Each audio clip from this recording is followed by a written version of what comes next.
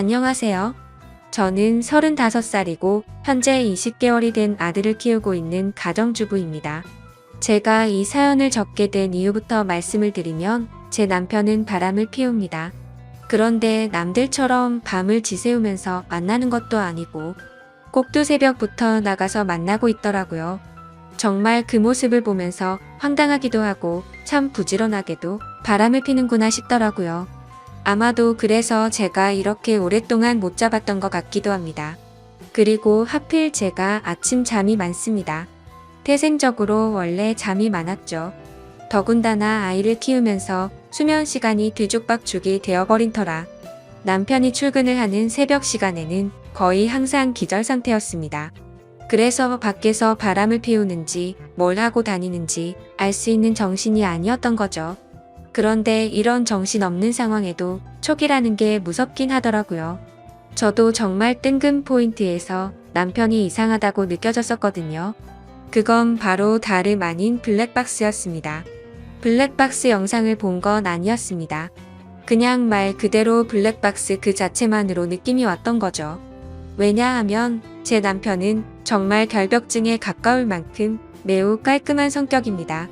아내와 아이를 두고 하는 짓을 보면 자기 자신한테는 그렇게 더러운 놈이 없었던 것 같지만요.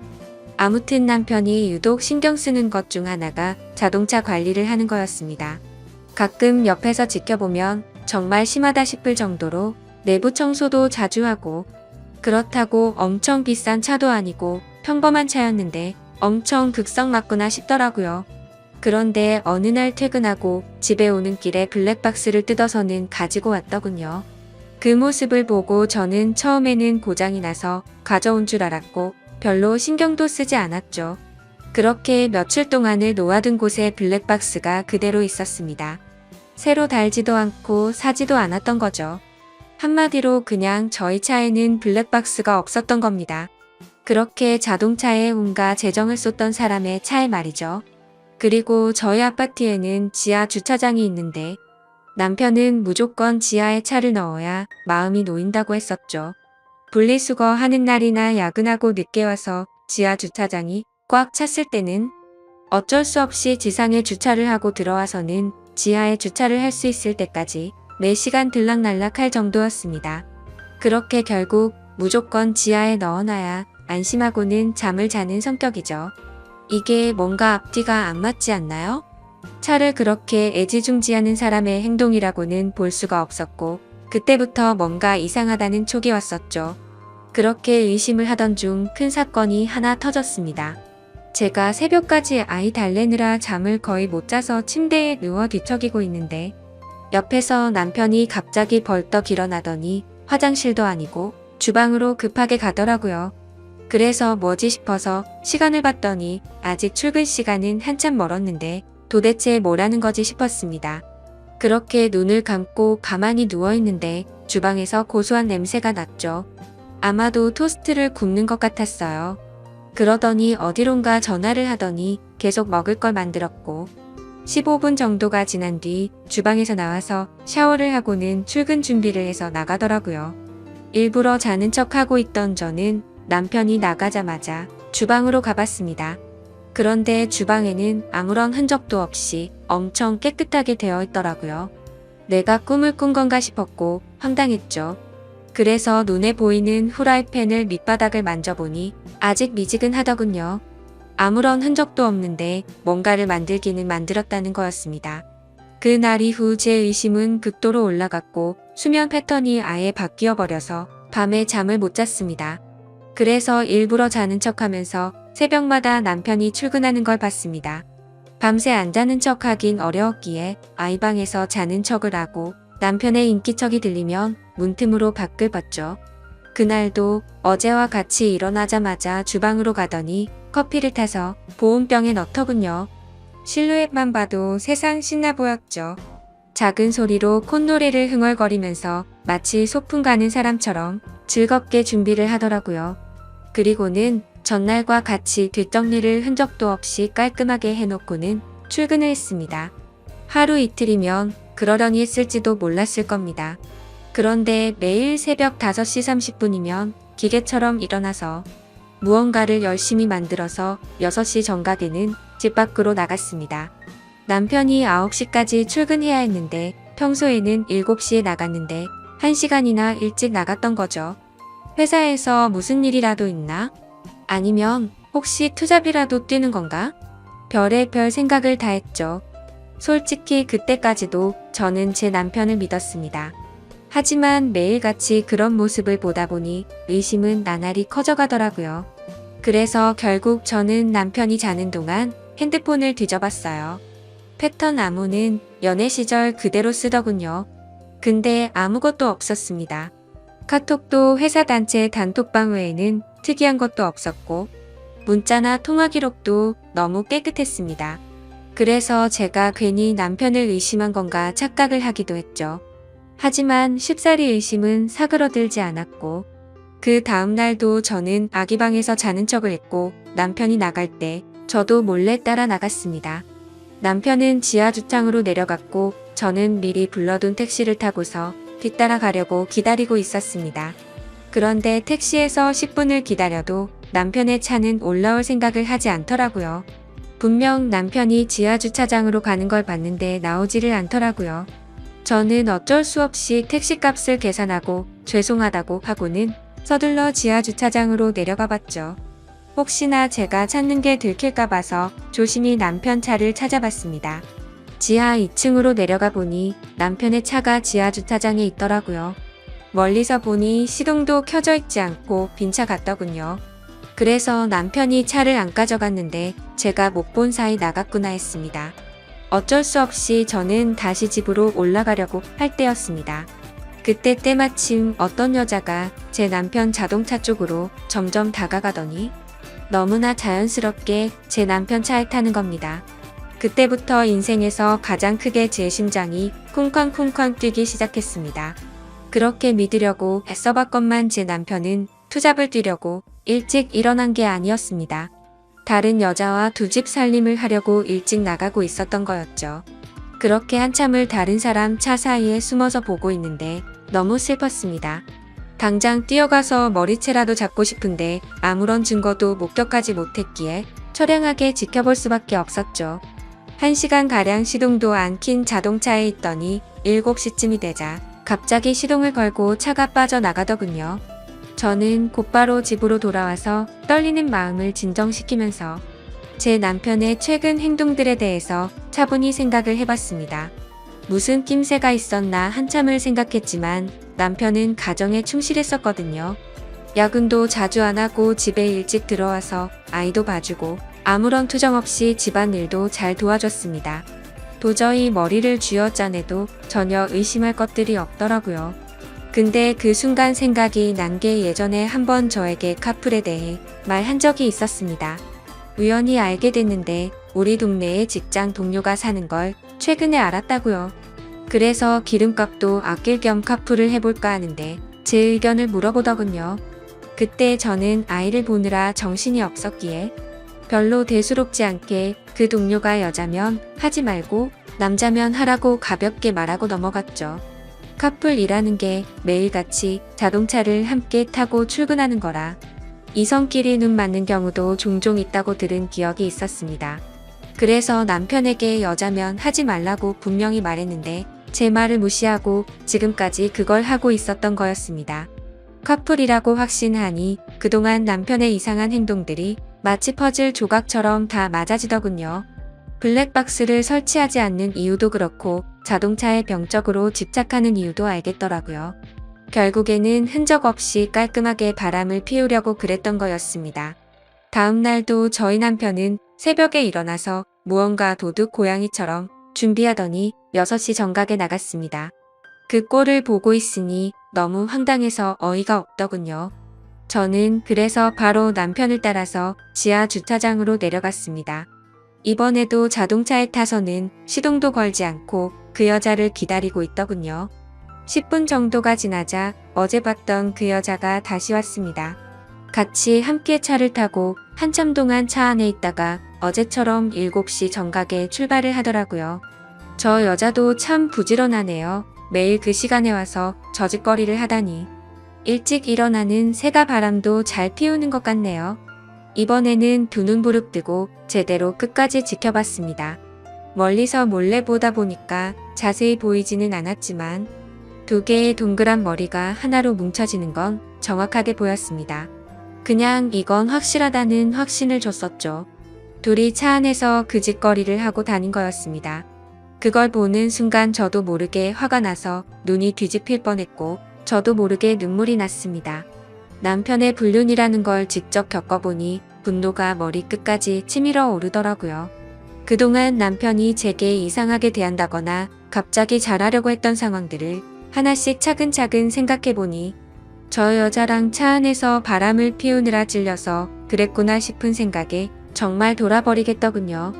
저는 곧바로 친정엄마에게 연락을 해서 병원에 다녀온다며 아이를 좀 봐달라고 부탁을 드렸고 아이를 친정에 맡긴 뒤 저는 곧바로 변호사 사무실을 찾아갔습니다. 변호사분과 이야기를 한참 동안 해봤지만 결론은 그거였습니다. 깔끔하게 하는 게 제 심신에 좋을 거라며 위자료 2천만 원의 양육비 받고 이혼을 하는 걸 추천하더라고요. 그 이야기를 듣자 너무 억울하고 분통이 터지더군요. 어떻게 남편이 타고 다니는 자동차 가격보다 낮은 금액으로 내 인생 날린 걸 퉁치려고 한다는 게 말이 됩니까? 그래서 저는 일단 다시 연락드린다고 말하고는 변호사 사무실을 나왔습니다. 누구에게 물어봐야 하나 싶었고 제 주변 친구 중에 이혼을 한 친구들을 찾아봤습니다. 솔직한 속마음으로 그런 친구가 없으면 어쩌나 했는데 너무 많아서 놀랄 정도였죠. 가까이 사는 친구들 3명에게 연락을 해서 만났는데 전부 다 자신들이 겪은 이야기를 하면서 울고 앉아 있었습니다. 그런데 이야기를 들어보면 대충 돈은 다 비슷하게 받았더라고요. 사실 재벌 집에 시집가지 않고서야 거기서 거기겠지 싶더군요. 저는 32살에 아이를 낳았고 제 아이가 몸이 많이 약해서 새벽에 응급실만 3번 다녀오고 나서 도저히 일과 육아를 병행할 수 없겠구나 싶었고 그냥 깔끔하게 8년 다니던 그 좋은 직장을 그만뒀습니다. 그런데 이런 건 어떻게 보상해 줍니까? 고작 2천만 원이라니 너무 허탈했습니다. 아무튼 그건 나중에 해결할 문제라는 생각에 저는 친구들과 헤어지고서 그 두 인간에게 복수를 하기 위해서 곧바로 페인트를 사러 갔습니다. 가자마자 페인트 사장님에게 가장 안 지워지고 오래 가는 걸로 달라고 말씀을 드렸고 빨간색 페인트 4통과 두툼한 붓도 몇 개를 사서 배달을 부탁드리고 집으로 들어갔죠. 그날 저녁도 다른 날과 다르지 않게 남편은 퇴근하고 일찍 집에 들어와서 집안일을 도와주더군요. 그 꼴을 보고 있으니 나중에 제가 없어도 참 잘 살겠구나 싶었습니다.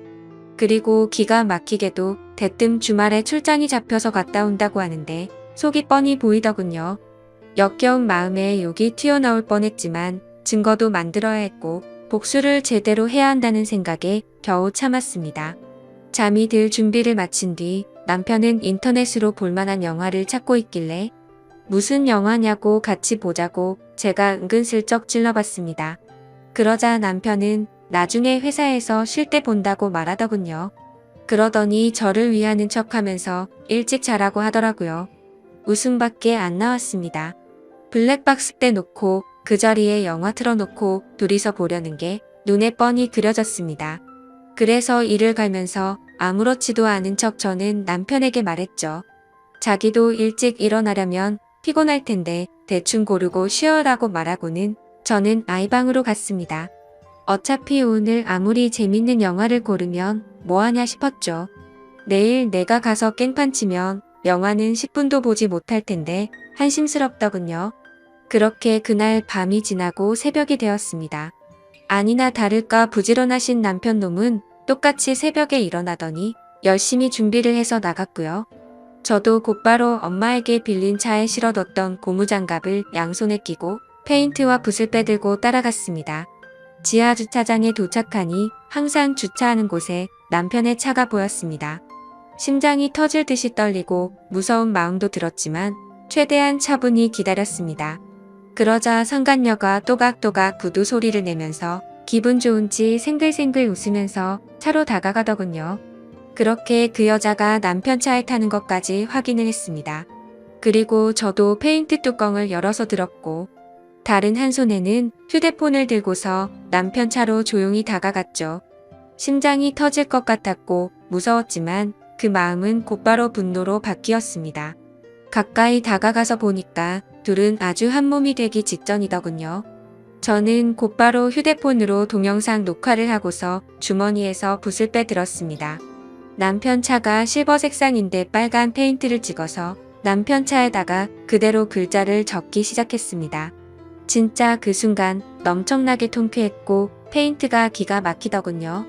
저는 그곳에다가 불륜남과 상간녀가 타고 있어요 라고 적었습니다. 빨강색 글씨에 큼직하게 써서 멀리서도 곧바로 보이겠더라고요. 자동차 앞 유리에도 글자를 적기 시작했어요. 조수석 부분에는 상간녀라고 적었고요. 운전석에는 불륜남이라고 또박또박 적어놨습니다. 차 안에 두 사람은 멍하니 깜짝 놀라서 멍하니 저만 바라보고 있더라고요. 너무 역겨운 마음에 저는 그 두 사람을 쳐다보지도 않았습니다. 그렇게 바로 자동차 뒤로 가서 우리 지금 바람 펴요 라고 적어줬고요. 트렁크에다가는 바람피는 유부남이라고 적었습니다. 그렇게 실컷 페인트칠을 마치고 나서 조수석으로 다가가서 유리창을 톡톡 두드렸습니다. 당장 열어라 망치 갖고 와서 깨부셔버리기 전에라고 말하자 운전석에 있던 남편이 내리더군요. 남편은 차에서 내려서는 가까이 오지도 못하면서 오해라고 난리가 났고요. 저는 붓을 들고 너한테도 온통 페인트질 해줄 테니 가까이 오라며 네가 인간이냐고 소리를 질렀습니다. 그렇게 난리가 났는데도 그 상간녀는 끝까지 차에서 내리지 않더라고요. 저는 너무 열이 받아서 붓으로 유리를 툭툭 치면서 당장 나오라고 소리를 질렀습니다. 결국 소리를 질러대다 보니 아파트 주민신고로 저희 세 사람은 경찰서로 갔습니다. 그제서야 그 역겨운 상간녀 얼굴을 가까이서 마주하게 되었던 거죠. 조금 뒤에는 상간녀의 남편 같은 사람이 경찰서로 뛰어들어왔고요. 저는 다른 계획이 있었기에 아무 말도 하지 않고 가만히 냅두고 있었습니다. 제 남편과 이 여자가 저를 어떻게 신고하겠어요? 저는 바쁘니까 알아서 하세요라고 말하고는 경찰서에서 나와버렸습니다. 그리고 몰래 숨어서 지켜보고 있으니 제 남편과 그 상간녀는 같이 출근을 했고 저는 그 상간녀의 남편을 뒤따라 갔습니다. 따라가 보니 저희 바로 옆 동에 살고 있더라고요. 엘리베이터 올라가는 층 수까지 확인을 마친 뒤에 저는 곧장 친정집으로 갔습니다. 그날은 휴대폰을 꺼버리고 거기서 아이와 있었죠. 그리고 다음 날 새벽 저는 다시 저희 동네로 갔습니다. 저희 집이 아닌 그 상간녀가 살고 있는 아파트 동에 어제 봤었던 그 층으로 올라갔습니다. 그리고 거기서 조용히 기다렸습니다. 그렇게 6시가 조금 지나자 신발을 신는 소리가 들렸고 한쪽 현관문이 열리더라고요. 오늘은 늦게 나오겠지 싶은 생각도 해봤지만 이것들이 아직도 정신을 못 차렸나 봅니다. 나오는 사람은 어제 봤었던 상간녀가 맞았고요. 그 상간녀는 문 앞에 서 있는 저를 보고 소리를 지르면서 그 자리에서 주저앉아 버렸습니다. 저는 그 여자를 보지도 않고 묵묵히 제 할 일을 시작했습니다. 가져온 페인트통 붓을 듬뿍 발라서는 그 상간녀 집 현관문에 적기 시작했습니다. 이 집에 상간녀가 살고 있어요.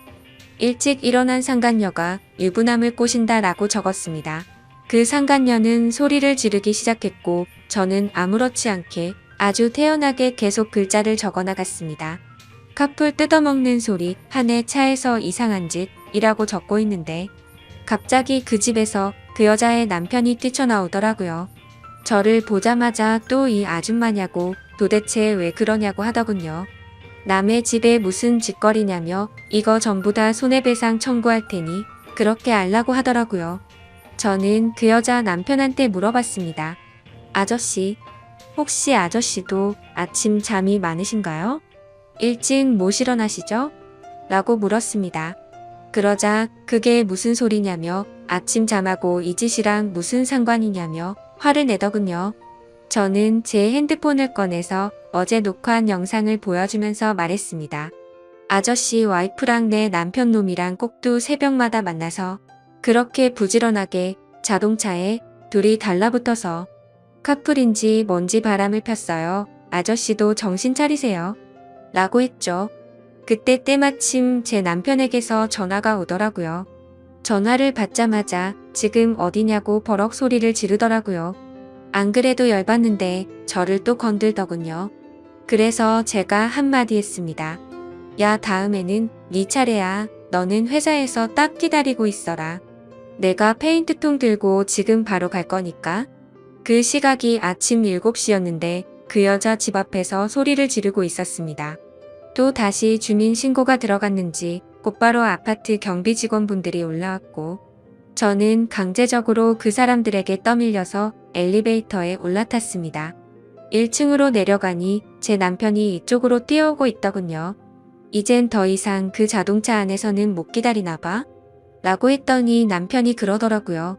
적당히 좀 해라며 동네 창피하게 아침마다 뭐 하는 거냐고요. 그 말을 듣는 순간 피해자 코스프레를 하길래 너무 역겨워서 구역질이 날 것 같았고 정말 너무 화가 났습니다. 그래서 저는 곧바로 소리를 지르면서 말했습니다. 그럼 내가 아침마다 동네에서 한 짓은 뭐냐고 물었고 주차장에서 그 짓거리 한 건 당당하냐고 소리 질렀습니다.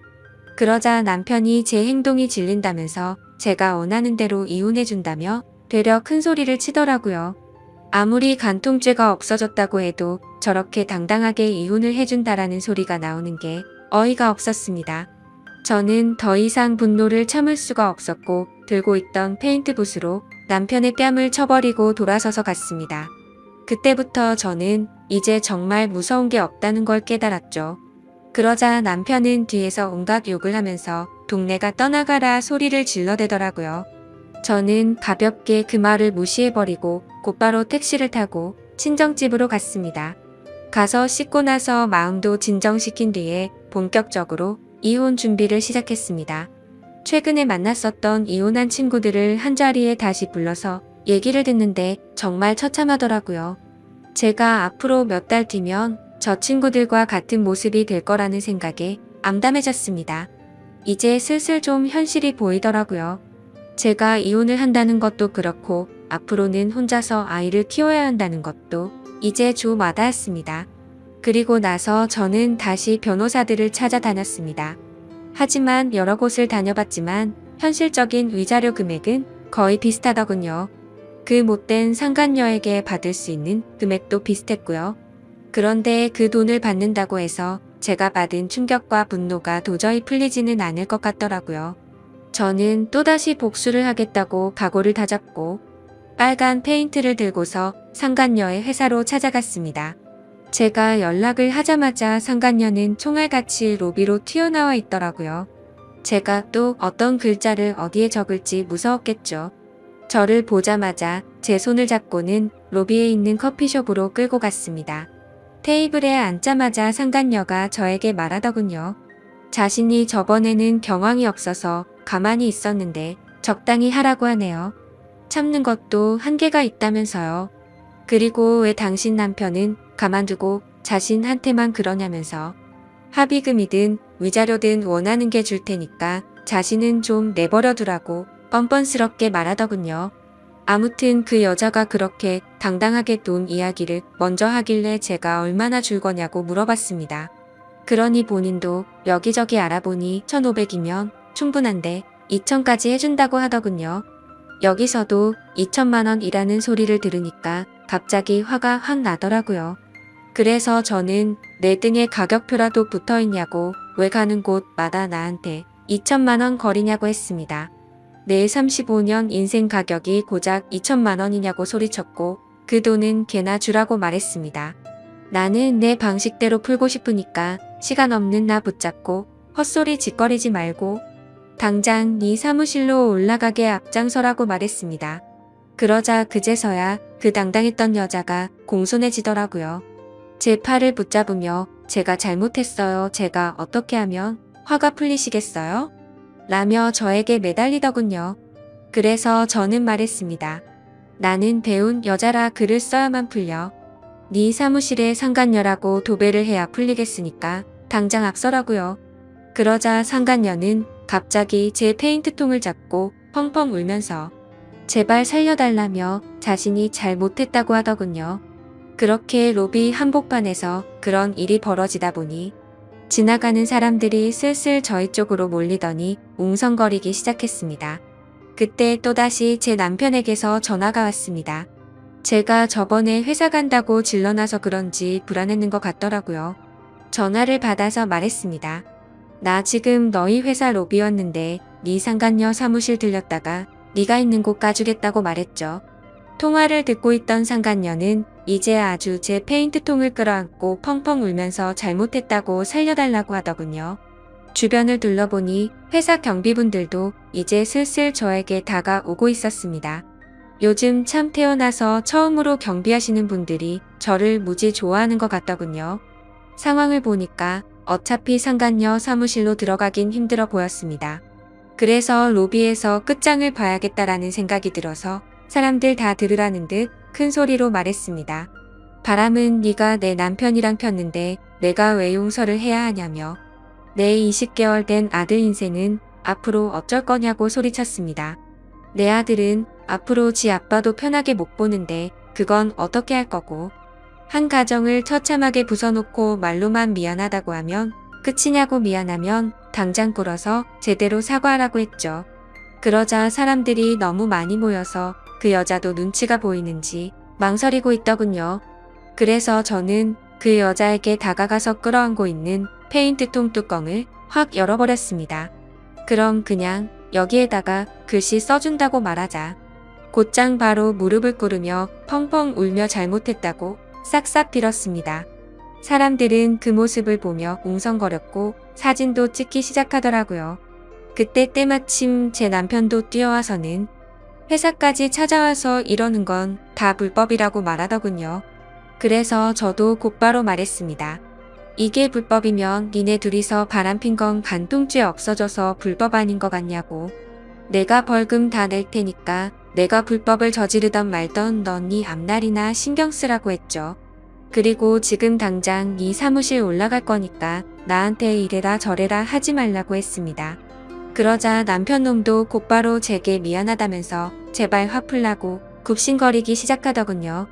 제 손을 잡고 계속 나가자고 하더라고요. 저는 나를 데려가고 싶으면 당장 네 차 갖고 오라고 말했습니다. 어차피 여기서 우리 집까지 30분이면 갈 수 있는 거리던데 지금 당장 가져오라고 했죠. 남편은 지금 그 차에 페인트 칠 해놔서 못 가져온다며 대낮에 그걸 어떻게 타고 오냐고 말하더군요.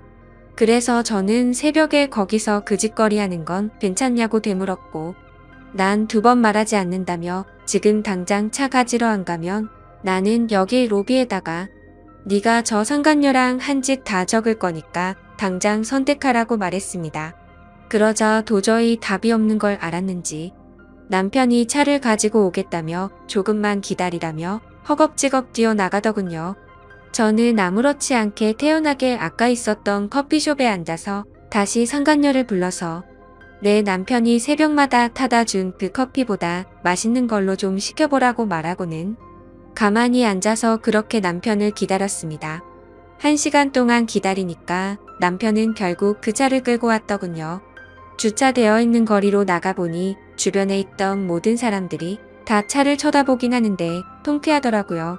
제가 봐도 참 글씨를 또박또박 잘 써놔서 멀리서도 바로 보이더라고요. 저는 바로 그 차로 가서 뒷좌석에 탔고 그 차를 타고 곧바로 친정으로 갔습니다. 남편은 창피한 건 아는지 선글라스를 쓰고 고개를 푹 숙이고 운전하더군요. 친정집 근처에 내려서 제 아들을 태우고 바로 시댁으로 갔습니다. 시댁 입구에서 시어머니께 전화를 했습니다. 지금 보여드릴 게 있으니 시아버지랑 같이 내려와 달라고 했죠. 잠시 후 시부모님은 나오자마자 자기 아들 차를 보고 기겁을 하시더군요. 누가 그랬냐고 누가 이딴 낙서를 했냐고 하셔서 제가 말했습니다.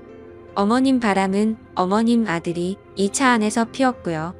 빨간 글자들은 제가 직접 썼어요. 죄송하지만 저희 오늘부로 이혼할 거고 그래서 아이 데려왔다고 했습니다.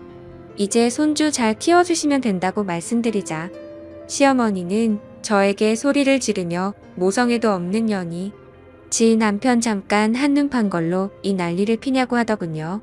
그래서 제가 그랬습니다. 모성애가 뭐가 중요하냐고요.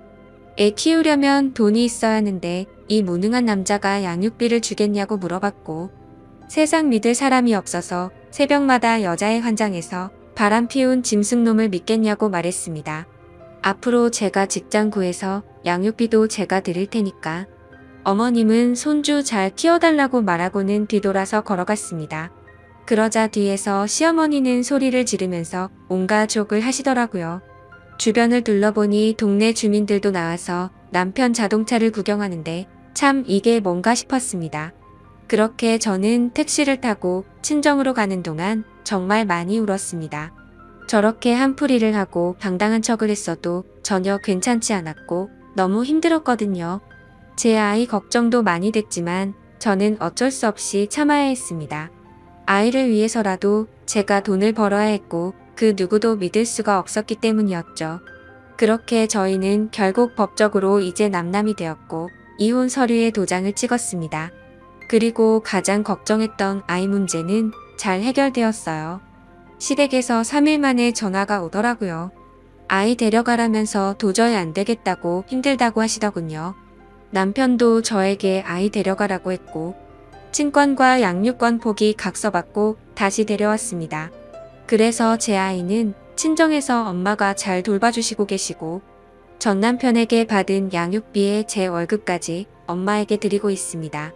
걱정되었던 재산 분할도 잘 받았고 상간녀에게 위자료도 다 받았습니다. 제 돈 들어간 거 다시 받는 거라 뭐 기분 좋고 그럴 건 없었지만요. 그리고 지금 상간녀도 이혼 소송 중이라던데 제가 페인트통으로 난리를 피워서 그런지 제 위자료는 바로 입금했더라고요. 그리고 며칠이 지나서 갑자기 그 상간녀는 저에게 명예훼손을 걸었더군요. 아마 다니던 회사를 계속 다니는 건 어려웠겠죠. 어차피 많이 내봐야 200이라던데 그 돈 한풀이 값이라 생각하려고요. 사실 페인트로 한풀이를 했어도 아직도 화가 많이 남아있고 공허한 마음이 채워지진 않는 것 같습니다.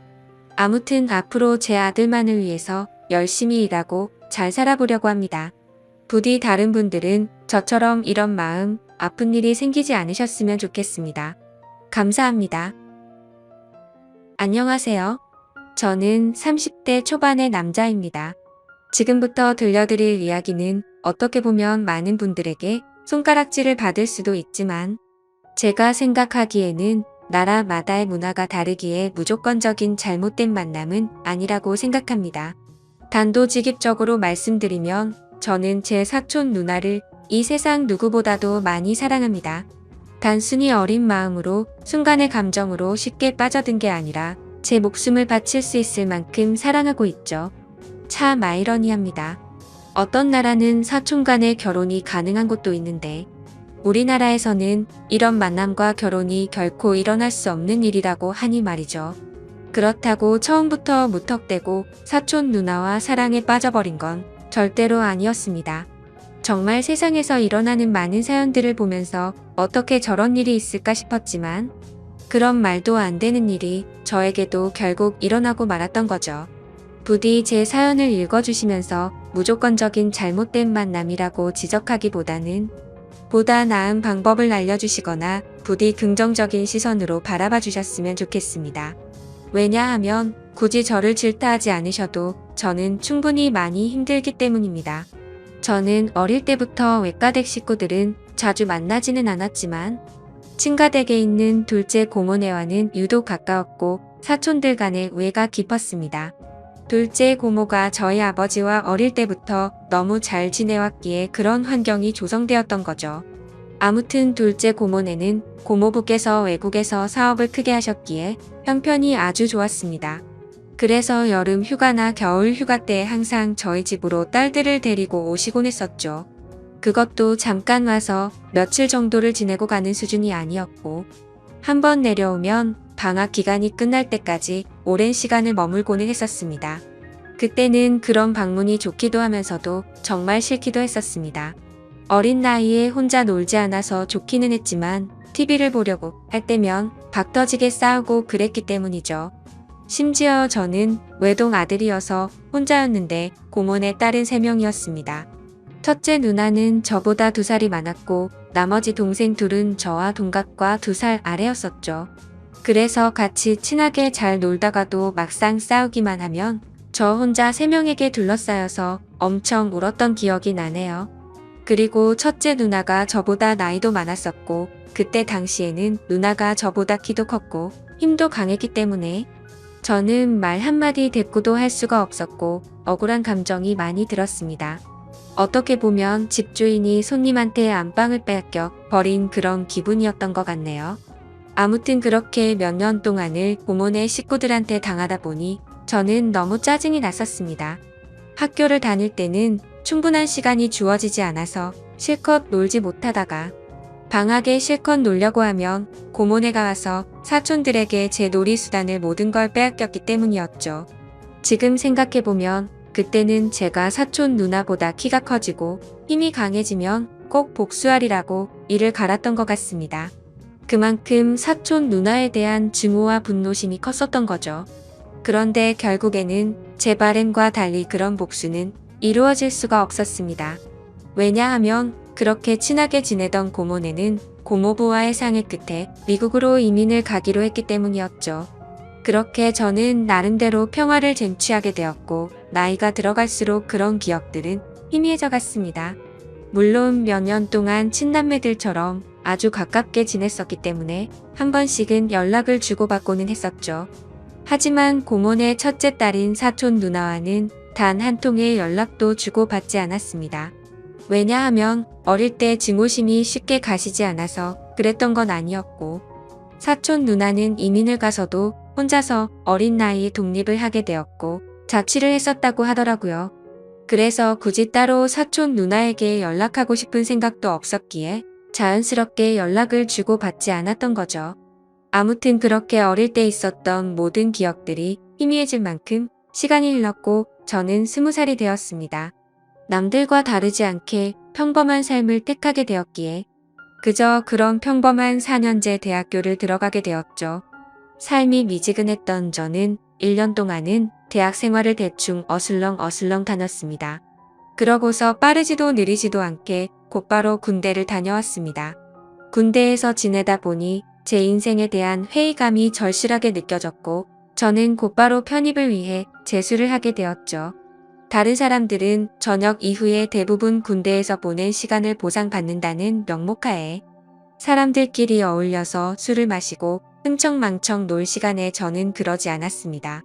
저는 정말 1년이란 시간 동안 정신이 나간 사람처럼 공부를 했습니다. 친구들이 제게 독하다고 욕을 하고 저주를 퍼부을 정도였습니다. 솔직히 그런 게 내 인생에 도움을 주는 건 전혀 없었기에 가볍게 무시했었죠. 그래서 엄마의 휴대폰을 잠시 사용해서 연락이 안 될 거라고 통보를 한 뒤에 제 휴대폰은 개통조차 하지를 않았습니다. 그때 당시에 제 하루 일과는 정말 처절했습니다. 잠을 자다가 일어나면 공부로 시작해서 밥 먹는 시간과 화장실을 가는 시간을 제외하고는 오로지 하루 종일 공부만을 하면서 시간을 보냈습니다. 그로 인해서 코피는 하루라도 안 흘리면 이상할 정도였었고 여름에는 하루 종일 앉아있는 탓에 엉덩이의 땀띠가 너무 심각해져서 병원까지 다닐 정도였었죠. 그렇게 1년 동안 공부를 열심히 한 끝에 수능을 보게 됐습니다. 결과는 생각보다는 잘 나왔지만 결국 정말 아주 아쉽게 제가 바라던 대학교에는 떨어지고 말았습니다. 그래서 두 번째 지망하던 학교를 가느냐 아니면 1년을 더 준비를 하느냐의 기로에 서게 되었죠. 사실 말이 기로에 서게 된 거였지 제 뜻은 확고했었습니다. 공부를 시작할 때 목표는 오로지 한 곳이었기 때문이죠. 하지만 부모님의 눈에는 제 모습이 너무 처참했기에 제게 그 정도면 됐다며 두 번째로 지망한 학교로 가라고 하셨습니다. 저 또한 너무 힘든 1년을 지나왔기에 포기하고 싶은 마음도 굴뚝 같았죠. 하지만 결국 저는 고집을 부렸고 1년을 더 준비하기로 했습니다. 고통의 시간은 또다시 시작되었고 또다시 수능을 앞두고 어머니께서 오시더라고요. 어머니는 본인도 미신은 절대로 안 믿는데 지푸라기라도 잡는 심정으로 계명을 하는 게 어떻냐고 하시더군요. 저를 위해서 매일같이 기도를 드리러 다니시다가 만난 분에게 제 이야기를 했더니 이름이 뭔가 제 앞길을 자꾸만 가로막는다며 계명을 권하셨다고 하더라고요. 별로 고민할 것도 없었고 그러자고 했습니다. 제 이름에 큰 미련도 없었거니와 조금의 가능성이라도 더 생긴다면 뭐라도 하고 싶었으니깐요. 그리고 도저히 이 지옥 같은 시간을 더 이상은 할 자신이 없었거든요. 그렇게 개명을 하고 나서 저는 또다시 수능을 치르게 되었습니다. 결론을 말씀드리면 꿈은 이루어졌습니다. 제가 그토록 원하던 대학교에 합격을 하게 되었던 거죠. 그래서 제 인생은 군대를 가기 전과 후가 정말 완벽하게 달라지게 되었습니다. 그저 그런 평범한 대학생에서 우리나라에서 가장 좋은 대학교의 학생이 되었으니깐요. 그렇게 힘들게 얻은 자리였기에 저는 연애 한 번도 제대로 못한 채로 대학 생활만을 정말 열심히 했습니다. 시간은 금방 흘러갔고 어느덧 저는 졸업을 하고 다행히 대기업에 당당히 입사를 하게 되었죠. 처음 회사를 입사하고는 모든 게 낯설었고 힘든 시간의 나날들이 이어지더군요. 하지만 이곳 직장도 사람들이 사는 곳이라 그런지 점차 익숙해져 갔고 사내 커플이 있었는데 그 커플을 보고 있으니 저도 모르게 외로운 마음도 들기 시작하더라고요. 제가 학창 시절에 엄청나게 인기가 있는 스타일은 아니었지만 적어도 여자친구가 없는 기간이 1개월도 넘기지 않을 만큼 항상 여자친구가 있었거든요. 대부분은 오랜 시간 동안 만남을 가졌기에 많은 여자들을 만난 건 아니었죠. 아무튼 이제는 열심히 이루고자 하는 바도 일단은 어느 정도 이뤄낸 것 같은 마음이 들기 시작했고 다른 사람들처럼 친구들도 만나고 회식도 하고 평범한 나날을 보내고 있었습니다. 그리고 주말을 앞둔 금요일 저녁 제 인생을 송두리째 바꿔놓은 여자를 만나게 되었습니다.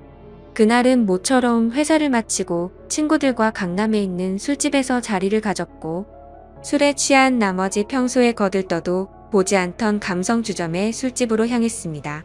그곳은 나름대로 헌팅을 하기에 자연스러운 분위기에 춤도 추고 술도 마시는 클럽 음악이 나오는 술집이었죠. 저는 시끄러운 곳은 그렇게 좋아하지 않는 성격이어서 별로 재미가 없었습니다. 그런데 참 눈이 즐겁긴 하더라고요. 어린 사람들이 신나게 꾸미고 와서 그런지 하나같이 잘생기고 예쁜 사람들 투성이었죠. 그렇게 한참을 놀다가 제 눈에 띄는 한 사람이 있었는데 그녀를 보자마자 첫눈에 사랑에 빠지는 기분이 들었습니다. 왜 그렇게 생각할 정도였냐면 저는 평생 여자에게 번호를 물어본 적이 없었는데 그 여자를 놓치고 싶지 않은 마음에 정신이 나갔던 건지 저도 모르게 그녀에게 다가가서 대뜸 번호를 물어봤던 거죠. 그녀는 시끄러운 소리에 네? 라고 되물었고 저는 다시 한번 번호 좀 알려주실 수 없냐고 물어봤습니다. 그러자 그녀는 죄송한데 남자친구가 있다며 정중하게 거절을 하더라고요. 그때 돌아섰으면 됐을걸? 자존심 구겨지게 친구로라도 지내고 싶다며 재차 물어봤습니다. 그녀는 다시 한번 죄송하다고 하고는 그 자리를 떠나더군요. 생애 처음으로 번호를 따본 거였는데 거절을 당해서 너무 창피해 죽겠더라고요. 쥐구멍이라도 숨고 싶은 심정이 이런 건가 싶었습니다. 그런데 그런 창피한 감정보다도 그녀의 연락처를 받지 못한 게 더 상심이 컸습니다. 또다시 다가가서 말을 걸면 이상한 사람으로 볼까 봐서 차마 다가가진 못했죠. 그렇게 조용히 술을 마시면서 그날 그곳에서 오로지 그녀만 쳐다보다가 집으로 돌아갔습니다. 집에 와서도 용기를 다시 내볼 걸 그랬나 생각도 들었고 정말 아쉬운 마음에 밤새도록 잠을 설쳤었던 기억이 나네요. 사실 스쳐가는 인연이라고 생각하면 며칠 정도 지나면 금방 잊혀져야 정상인데 그로부터 3달 정도가 지났을 무렵에도 문득 그때 그날의 그녀가 생각나서 환장할 노릇이더라고요. 해변가에서 모래벌판에서 바늘 찾기라도 하는 심정으로 3달 사이에 10번도 넘게 그곳에 다시 가봤었습니다. 하지만 결코 다시 마주칠 수가 없어서 운명이 아닌가 보다 하고 포기하고 있었죠. 그렇게 아무 생각 없이 탕비실에서 커피를 타고 있다가 옆을 봤는데 드라마에서 보는 장면처럼 저는 너무나도 깜짝 놀라서 커피를 떨어뜨리고 말았습니다. 왜냐하면 그토록 찾아 헤매던 바로 그녀가 제 눈앞에 있었으니깐요. 그녀는 저를 보면서 이 사람이 왜 이러지 싶은 표정으로 저를 쳐다보고 있었고 저는 혹시라도 커피가 튀었을까봐 죄송하다고 고개를 숙여 사과를 했습니다. 그러자 그녀는 생긋 웃으며 저는 괜찮다며 본의 아니게 놀라게 해드려서 죄송하다고 하더라고요. 그렇게 어색한 인사를 뒤로하고 그녀의 명찰을 보니 저희 회사 명찰을 달고 있었습니다. 이게 웬걸 정말 하늘에서 내려준 운명이 이런 거구나 싶어서 너무 기뻤습니다. 기쁜 마음을 최대한 가라앉히며 조심스럽게 그녀에게 물어봤죠. 혹시 이번에 신입 공채로 들어오신 거냐고 물어보자 그녀는 고개를 끄덕이면서 잘 부탁드린다고 대답을 하더군요.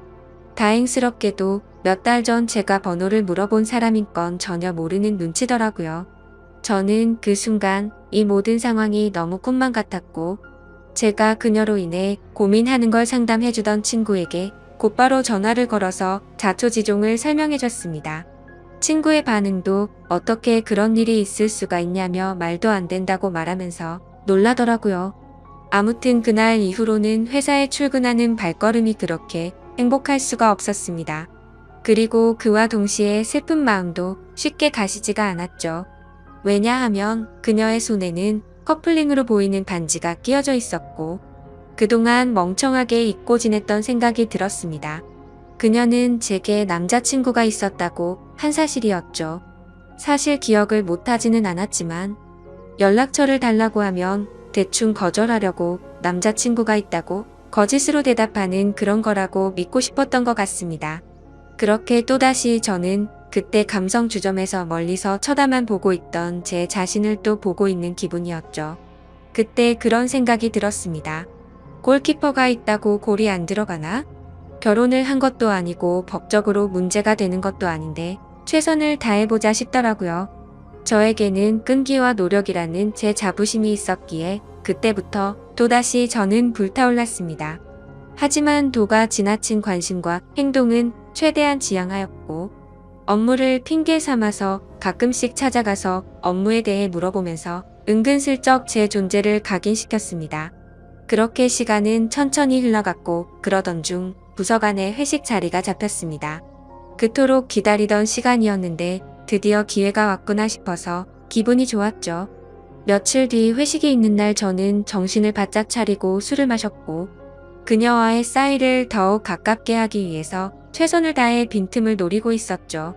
그러던 중 너무 긴장하면서 술을 마셔서 그런 건지 배가 아파서 화장실을 갔습니다. 볼일을 보고 있는데 바깥에서 남자 소리가 들리더군요. 너 옆 테이블에 있던 신입사원 얼굴 봤냐고 묻더니 우리 회사에 저런 미녀가 언제 들어왔냐면서 내가 고백해볼까? 이런 식으로 웃으면서 그녀에 대한 이야기를 하고 있더라고요. 그 말을 듣는 순간 기분이 너무 불쾌했지만 뭐라고 말할 수는 없었습니다. 제가 남자친구도 아닐 뿐더러 사실 제가 첫눈에 반할 정도였으니 다른 남자들이 볼 때도 당연히 호감이 갈 수밖에 없겠구나라는 생각이 번쩍 들었던 거죠. 그래서 저는 이러다가는 별의 별 사람들이 다 고백하겠다고 생각하고 조금 더 적극적으로 그녀에게 다가가야겠다라고 생각을 고쳐먹었습니다. 결국 사람들이 너무 많이 모여있던 회식 자리에서는 도저히 가까워지기가 어려워서 목적 달성에 실패했고 그날 이후로는 조금 더 적극적으로 그녀에게 다가가려고 마음을 먹고 출근을 했죠. 멀리서 그녀가 혼자서 탕비실을 들어가는 모습을 보게 되었고 저는 심호흡을 하고는 그녀를 따라서 탕비실로 들어갔습니다. 그런데 마침 탕비실에서 나오던 그녀의 커피가 제 와이셔츠에 쏟겨버리고 말았던 거죠. 순간적으로 깜짝 놀라긴 했지만 이게 무슨 횡재냐 싶었습니다. 그녀는 너무 깜짝 놀라면서 죄송하다면서 어떡하냐고 발을 동동 굴리는데 그 모습조차 너무 귀엽더라고요. 당황해하던 그녀는 제 옷을 빨아서 드라이 클리닝까지 해서 가져다 드릴 테니 자신에게 달라고 하더군요. 그래서 저는 탈의실에 있던 와이셔츠로 갈아입고서 점심시간에 맞춰서 그녀에게 제 셔츠를 전해줬습니다. 그녀는 금방 새 옷처럼 세탁해온다고 말하길래 그러지 말고 점심시간인데 같이 나가서 식사하고 맡기자고 했고 그녀와 저는 처음으로 둘이서 밥을 먹으러 나갔습니다. 밥을 먹으러 나란히 앉아있는데 기분이 너무 좋았습니다. 마치 연인이 데이트하러 나와서 밥을 먹는 기분이 들었기 때문이었죠. 그녀는 또다시 자신의 잘못을 사과하면서 어쩔 줄 몰라 하길래 저는 그렇게 죄송하면 부탁 하나만 들어달라고 말을 했습니다. 무슨 부탁이냐고 물어보는 그녀에게 오늘 술 한잔 마시고 싶은데 친구들이 전부 약속이 있다고 해서 시간 괜찮으면 회사 마치고 술이나 한잔 사주면 안 되겠냐고 물어봤죠.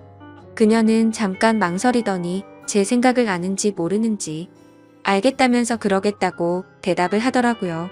대답을 듣자마자 기분이 너무 좋았습니다. 생각하지도 못한 사고로 인해서 둘이서 밥도 먹고 술도 마실 수 있었으니 말이죠.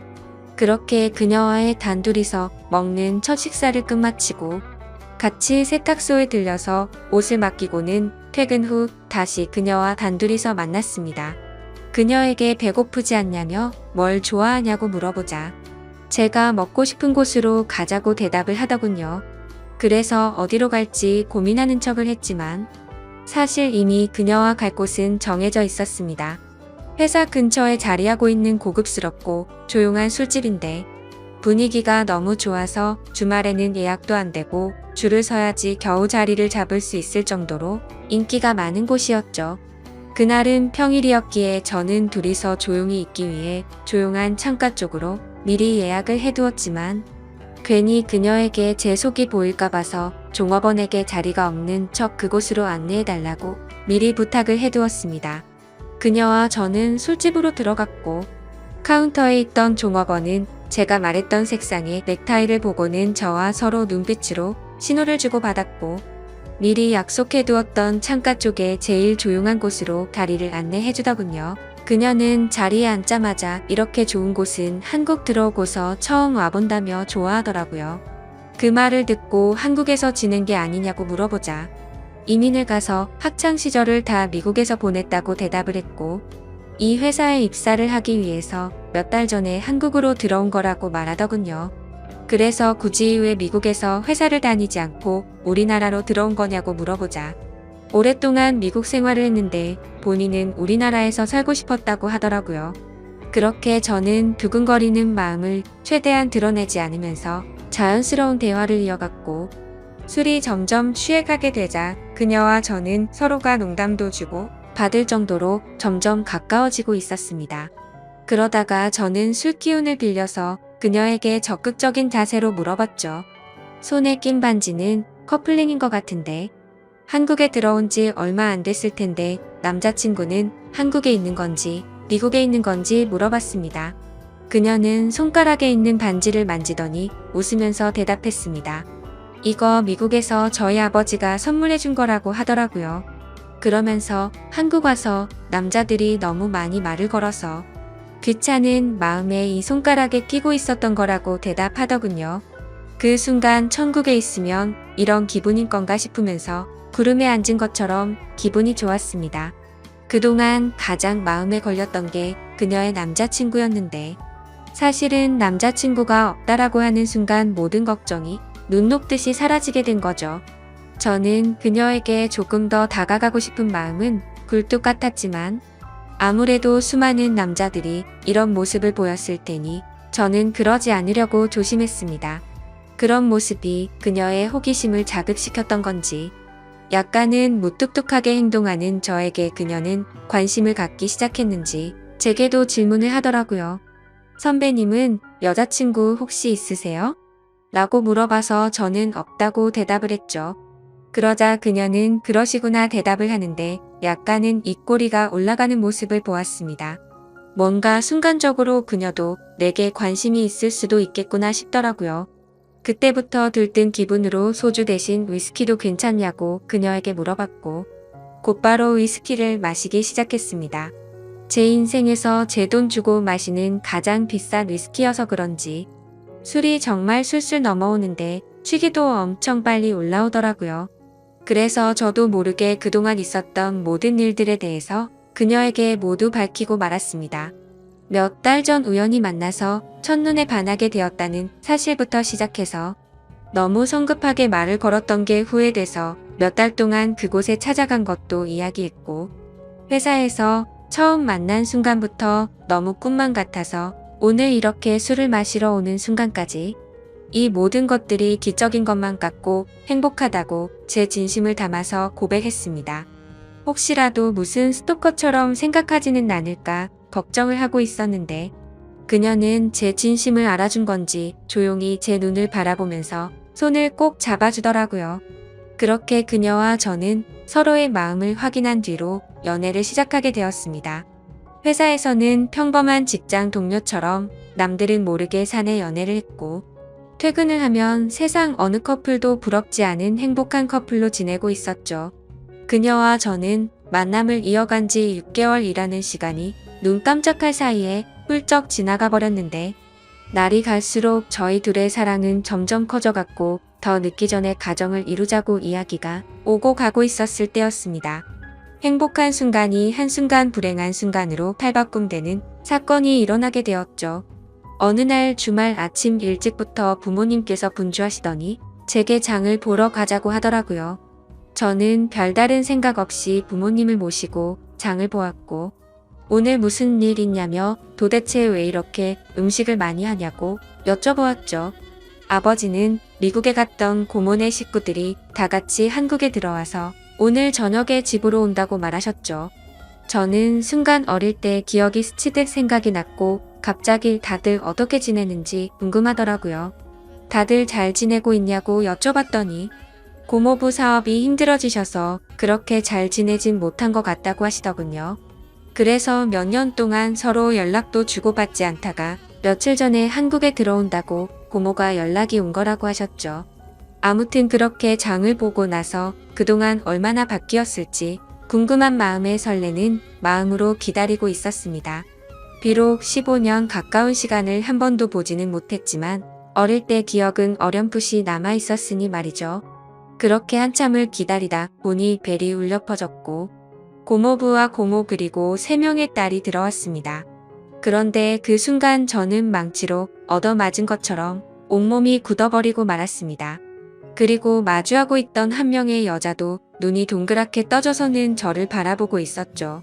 그 여자는 바로 제 여자친구이자 고모네의 첫째 딸인 제 사촌 누나였습니다. 순간적으로 둘 다 너무 놀랐지만 그 상황에서 아무 말도 할 수가 없겠더라고요. 식사를 하면서 이야기를 들어봤더니 고모부의 회사가 부도가 나게 되면서 미국에 있는 사업을 정리하고 지금 들어온 거였고 3명의 딸들은 1년 전에 먼저 한국에 왔다고 말씀하셨죠. 그리고 저와 사촌 누나가 같은 회사를 다니는 걸 알고는 둘이 마주친 적 없냐면서 놀라시는데 차마 할 말이 없었습니다. 마주치는 건 고사하고 우리가 연애를 한다는 걸 밝히면 누구 하나 뒷목 잡고 쓰러질 상황이었으니 말이죠. 그렇게 악몽 같은 시간이 지나가고 여자친구와 저는 주말 내내 서로에게 연락을 하지 못했습니다. 그리고 월요일에 출근을 했더니 여자친구는 병가를 내고 회사에도 나오지 않았더군요. 그래서 이대로 피해서는 도저히 안 되겠다 싶었고 저는 조퇴를 하고 여자친구가 혼자서 지내고 있는 집으로 찾아갔습니다. 비밀번호를 바꾼 게 아닐까 생각하면서 눌러봤더니 바꾸지는 않았더군요. 신발장을 보니 다른 사람은 역시나 없는 것 같았습니다. 고모부와 고모는 주말 동안 여자친구 집에 있다가 월요일 아침 일찍 두 딸이 지내고 있는 부산으로 내려간다고 했기에 여기에 안 계실 거란 걸 알고 있었죠. 천천히 문을 열고 들어서는데 암막 커튼으로 인해서 집안이 온통 깜깜했습니다. 저는 그 어둠에 대고 조용히 괜찮냐고 말을 꺼냈더니 그 순간 여자친구는 펑펑 울기 시작했습니다. 그런 모습을 보니까 저도 눈물이 나기 시작했고 서로가 끌어안고 한참을 울었습니다. 진지하게 서로가 앞으로 어떻게 할지에 대해서 말도 나누었습니다. 우리가 이렇게 만나는 게 맞는 걸까 아닐까 서로가 각자 한참을 생각해 보았지만 도저히 답이 나오지 않더군요. 저도 그렇고 여자친구도 지금 벌어진 이 상황이 너무 황당하고 하늘이 원망스러웠습니다. 사촌 간의 만남이 지구상에 있는 모든 사람에게 절대 안 된다란 정답이 정해져 있다면 군말 없이 따랐을 텐데 이런 경우에는 나라마다 다른데 이걸 어떻게 해야 하는 건지 너무 혼란스럽습니다. 결국 저와 여자친구도 도저히 해답을 찾을 수가 없었고 서로가 시간을 갖고 생각해보자고 한 지가 2주가 지났는데 차마 답이 나오지가 않네요. 지금은 서로 회사에서 마주쳐도 아무 말도 못하고 있는 상황이고요. 가슴이 터져버릴 만큼 답답한데 어떻게 하는 게 맞는 걸까요?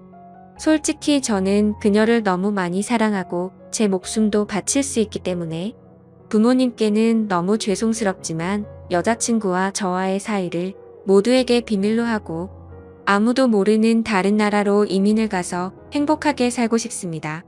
만약 여러분들에게 벌어진 상황이라면 어떻게 하실 것 같으신가요? 많은 분들의 의견을 들어보고 싶습니다. 감사합니다.